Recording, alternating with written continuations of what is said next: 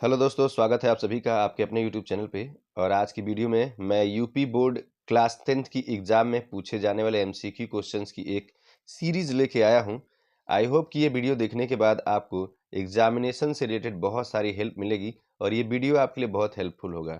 तो आइए वीडियो को शुरू करते हैं, जिसमें सबसे पहला क्वेश्चन है कि भारतीय व्यापार पर किसने एकाधिकार स्थापित कर लिया था। तो आपके पास ऑप्शन है फ्रांसीसी, डच, ब्रिटिश, पुर्तगाल। ये चार ऑप्शन हैं। तो सबसे पहले पुर्तगाली भारत में आए थे, ठीक है। और इसमें जो है ब्रिटिश जो ऑप्शन है वो आपका करेक्ट हो जाएगा। भारतीय व्यापार पर एकाधिकार जो है ब्रिटिशर्स ने कर लिया था।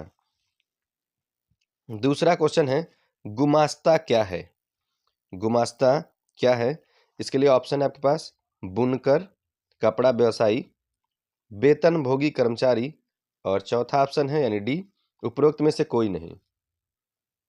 तो जैसा कि आप जानते हैं गुमास्ता जो है वेतनभोगी कर्मचारियों को कहा जाता था। तो यहाँ पे सी ऑप्शन जो है करेक्ट हो जाएगा। उसके बाद अगला क्वेश्चन है गुमास्ता का क्या कार्य था। अगला क्वेश्चन गुमास्ता का क्या कार्य था। तो आप देखिए यहाँ पे फिर ऑप्शन में है कपड़ा बुनना, कपास उत्पादन करना, कपड़े की गुणवत्ता जांचना, उपरोक्त सभी। देखिए जो गुमास्ता थे वे वेतनभोगी कर्मचारी थे और उनका काम जो है कपड़े की गुणवत्ता को जांच करना था। तो सी ऑप्शन करेक्ट हो जाएगा।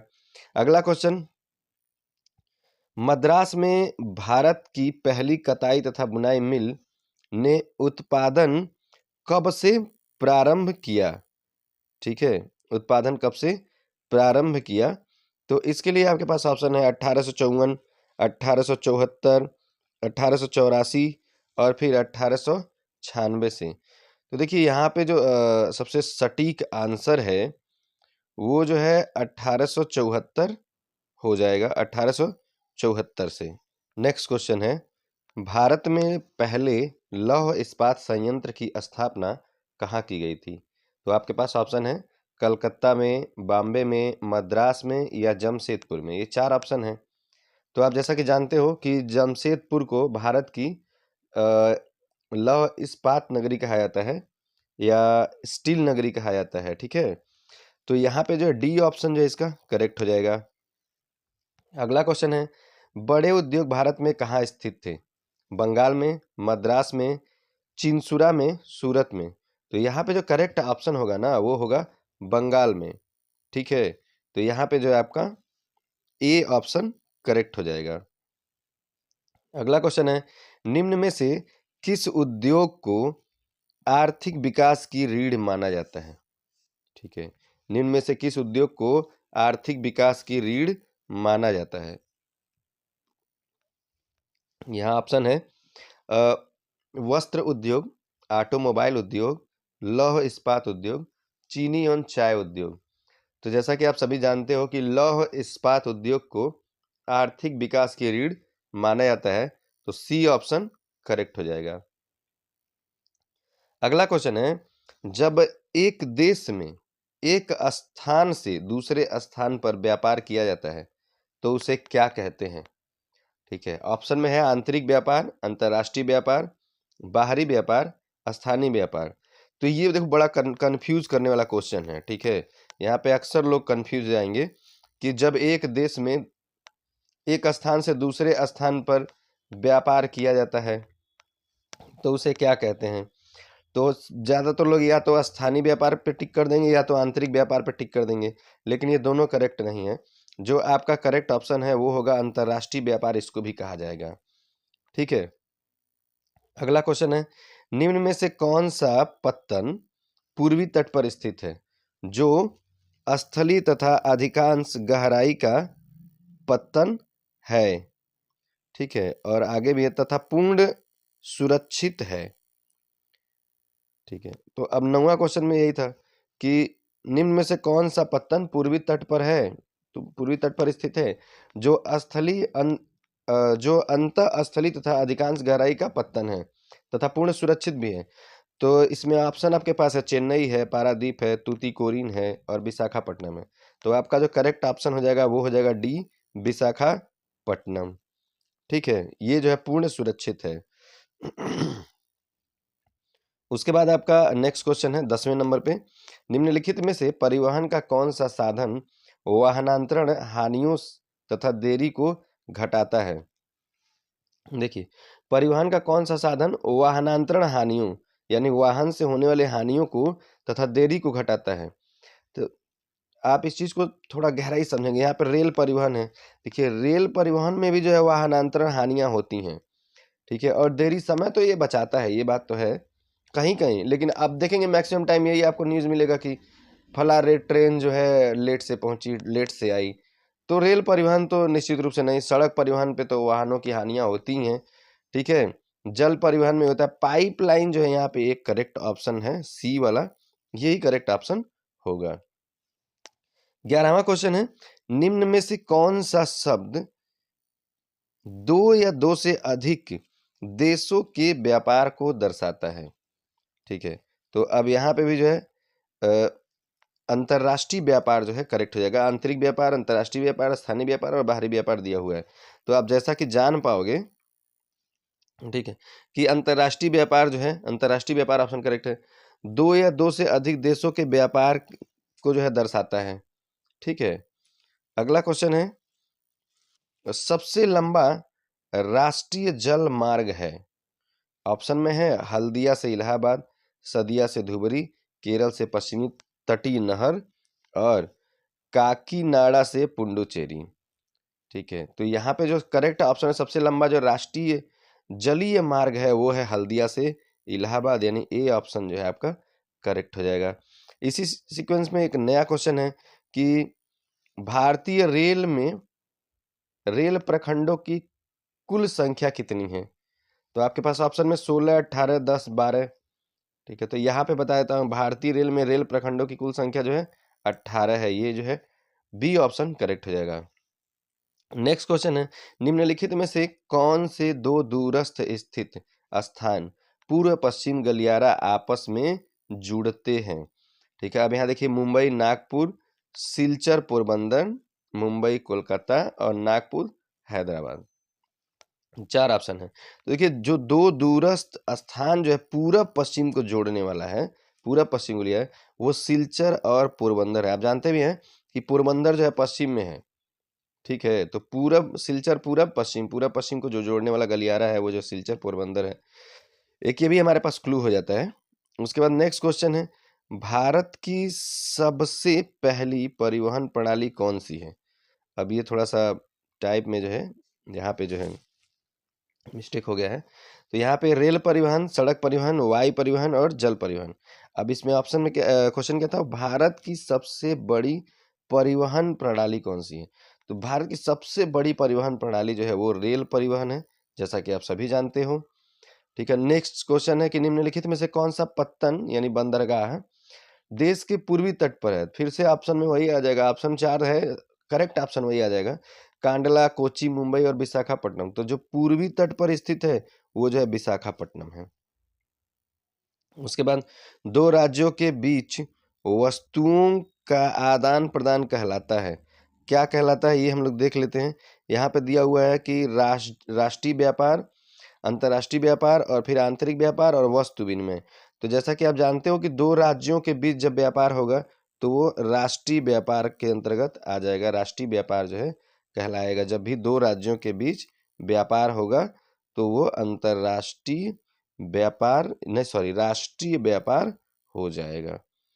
ठीक है, नेक्स्ट क्वेश्चन है 18वें पे कि निम्नलिखित में से परिवहन का कौन सा साधन अति दुर्गम स्थानों के लिए अत्यंत आवश्यक है।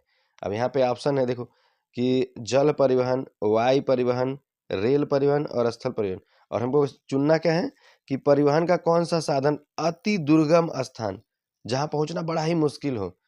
तो जल परिवहन तो मान लो जल में ही जा सकते हैं, रेल परिवहन से जहाँ पटरियां लगी वहां जा सकते हैं, स्थल परिवहन से तो आदमी पहुंच सकता है, बट ऐसी जगहों पे परिवहन को यूज करना अगर है मान लो, तो वहां पे वायु परिवहन जो है सुटेबल आंसर मेरे हिसाब से हो जाना चाहिए और यही राइट आंसर होगा। नेक्स्ट क्वेश्चन है, भारत में वायु परिवहन का राष्ट्रीयकरण कब किया गया था। तो भैया जिस समय 1953 में जो है, ठीक है, ऑप्शन देख लेते हैं, 1950, 1953, 1960, 1998, ये आपके पास ऑप्शन में है। तो 1953 जो है करेक्ट ऑप्शन हो जाएगा। इसी में जो है भारत में वायु परिवहन का राष्ट्रीयकरण किया गया था। अगला क्वेश्चन है, पश्चिमी रेलवे का मुख्यालय कहाँ स्थित है? तो पश्चिम में कौन है भैया? दिल्ली है पश्चिम में, मुंबई है पश्चिम में, कोलकाता है, अमृतसर है। तो मुंबई जो है पश्चिम में पड़ जाएगा, साउथ वेस्ट में पड़ता है, लेकिन पश्चिमी रेलवे का मुख्यालय जो है मुंबई होगा आपका करेक्ट ऑप्शन। निम्नलिखित में से कौन सा खनिज आधारभूत है? ठीक है, कौन सा खनिज आधारभूत है? ऑप्शन में है मैग्नीज, ठीक है, अभ्रक, लौह अयस्क, तांबा। तो मेरे हिसाब से आधारभूत जो है वो लौह अयस्क होना चाहिए, ठीक है, सी ऑप्शन जो आपका करेक्ट हो जाएगा। नेक्स्ट क्वेश्चन है, निम्नलिखित में से इस्पात बनाने में किस खनिज का प्रयोग किया जाता है? आपके पास ऑप्शन है अभ्रक, मैग्नीज, तांबा, बॉक्साइट। तो चारों ऑप्शन में से कौन सा सही हो जाएगा? देखिए, जो इस्पात बनाने का काम है ना, उसमें जो है तांबा का प्रयोग होता है, तो आप इसको याद रखिएगा कि तांबा का प्रयोग होता है। नेक्स्ट क्वेश्चन है, लौह अयस्क किस प्रकार का संसाधन है? लौह अयस्क किस प्रकार का संसाधन है? देखिए यहाँ पे लिखा नवीकरणीय योग्य, प्रवाह, जैव और अनवीकरणीय योग्य।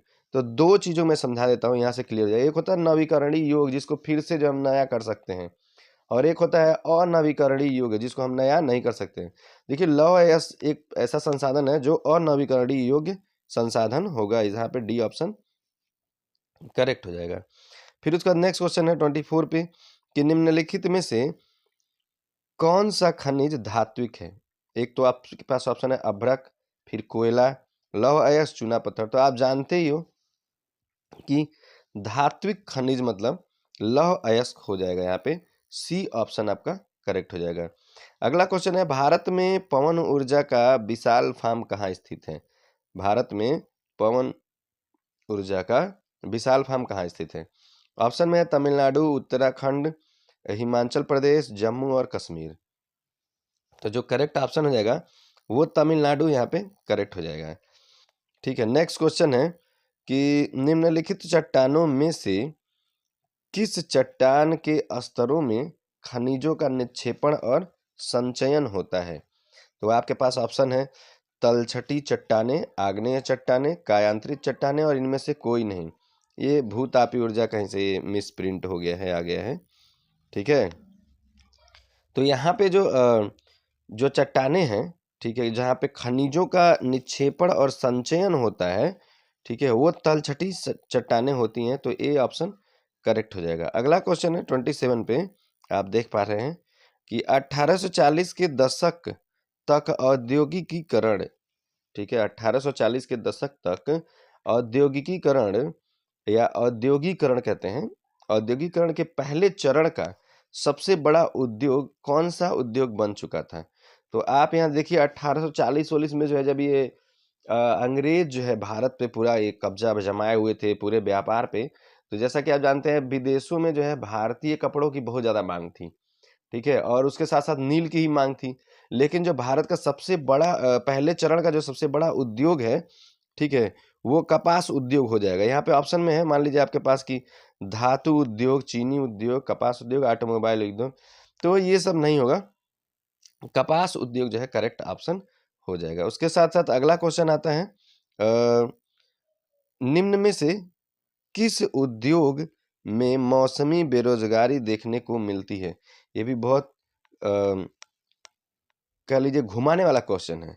गैस घर उद्योग में, ठीक है, जहाजरानी मरम्मत उद्योग में, शराब खाना उद्योग में, उपरोक्त सभी में। देखिए जो मौसमी बेरोजगारी है, ये इस चीज को समझिएगा, एक टाइम तक जो है इसमें रोजगार मिलता है, उसके बाद आदमी जो है अनएम्प्लॉयमेंट को लेता है, यानी अनएम्प्लॉयड हो जाता है, बेरोजगार हो जाता है, ठीक है। तो जो एक टाइमिंग तक जो बेरोजगारी चलती है उसे मौसमी बेरोजगारी कहते हैं, मौसम के साथ चलना है, ऐसे समझ लीजिए। क्वेश्चन नंबर 39 में, ब्रिटेन में हस्तशिल्प उत्पादों को किस महारानी के समय सब अधिक महत्व एवं पहचान प्राप्त हुई? यहाँ महत्ता लिखा है, वो भी बात एक ही होती है। पहचान प्राप्त हुई। देखिए, महारानी एलिजाबेथ, महारानी विक्टोरिया, महारानी मैरी, महारानी एनी। तो यहाँ पे 4 महारानियों का नाम है, ठीक है, जो ब्रिटेन की महारानियां रही हैं, ठीक है। तो यहाँ पे जो महारानी विक्टोरिया है वो जो है राइट आंसर हो जाएगा, बी ऑप्शन करेक्ट हो जाएगा। अगला क्वेश्चन है कि सूती कपड़ा मिल की रूपरेखा किसने रची? जॉन राइट ने, रिचर्ड आर्कराइट ने, एंड्रू कार्नेगी ने या जेम्स वाट ने, ठीक है।